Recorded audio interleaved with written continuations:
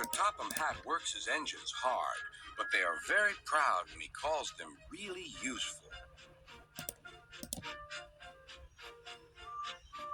I'm going to the scrapyard today, Edward called to Thomas. What, already? You're not that old, replied Thomas cheekily. Thomas was only teasing.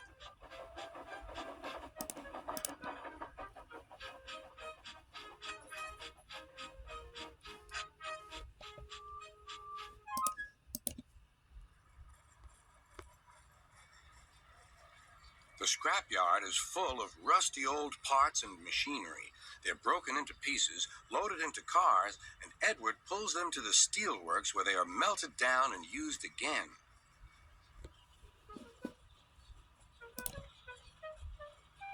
Today, there was a surprise waiting for Edward in the yard. It was a traction engine. Hello, said Edward. You're not broken and rusty. What are you doing here? I'm Trevor. They're going to break me up next week. What a shame, said Edward. My driver says I only need some paint, polish, and oil to be as good as new, but my owner says I'm old-fashioned. Edward snorted. People say I'm old-fashioned, but I don't care. Sir Topham Hatt says I'm a useful engine. What work did you do? My owner would send us from farm to farm. We threshed corn, hauled logs, and did lots of other work. The children loved to see us. Trevor shut his eyes, remembering. Oh, yes, I like children. Edward set off for the station. Broken up, what a shame. Broken up, what a shame. I must help Trevor. I must. He thought of all his friends who liked engines, but strangely, none of them would have room for a traction engine at home. It's a shame, it's a shame, he hissed.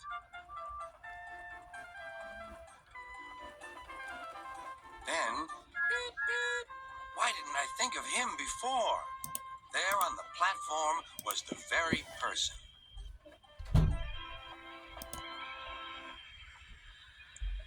Hello, Edward. You look upset.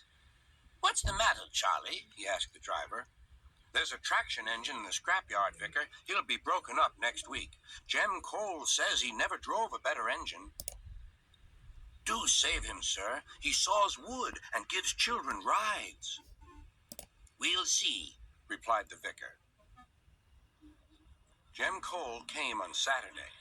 The Reverend is coming to see you, Trevor. Maybe he'll buy you. Do you think he will? Asked Trevor. He will when I've lit your fire and cleaned you up. The vicar and his two boys arrived that evening.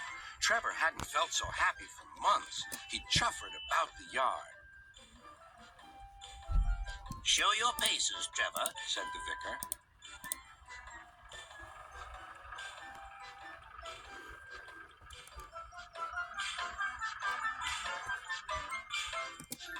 Later, he came out of the office, smiling. I've got him cheap, Jem, cheap.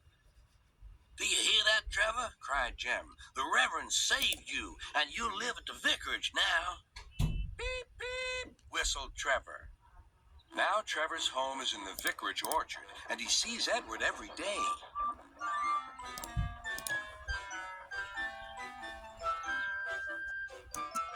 His paint is spotless, and his brass shines like gold. Trevor likes his work, but his happiest day is the church fair.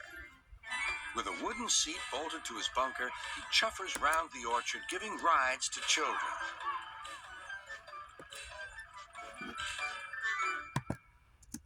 Long afterward, you'll see him shut his eyes, remembering.